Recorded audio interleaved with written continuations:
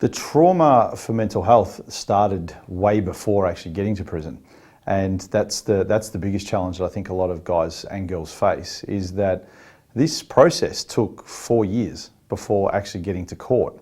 And that is the mental health challenge in itself, because unfortunately the media and unfortunately the way that some of the government agencies that actually look into some of the white collar work in different places, they see this as almost as a game. And for example, my case was put out in the media 2 days before Christmas.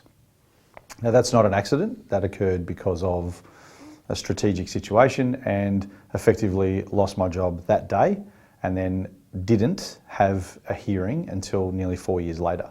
So that is mental health. When you've got children, you've got family, you've got mortgage, you've got other things to deal with, you're in a position where you have to effectively work out a way to make ends meet, to feed your kids, to be able to put food on the table. So before you even get into the prison process, the criminal justice system starts way before getting to jail. And I don't think that is something that, the toll of that is something that is really considered a lot of times when having conversations with people.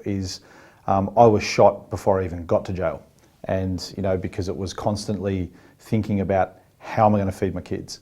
How my face is appearing on the back of the local newspaper with things that weren't true.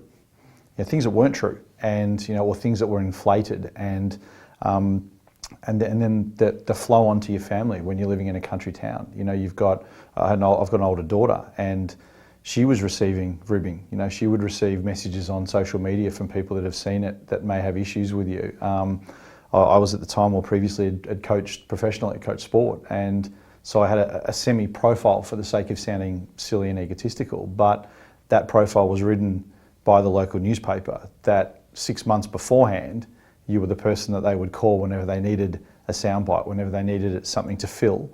And that whole mental space change was massive before incarceration even took place.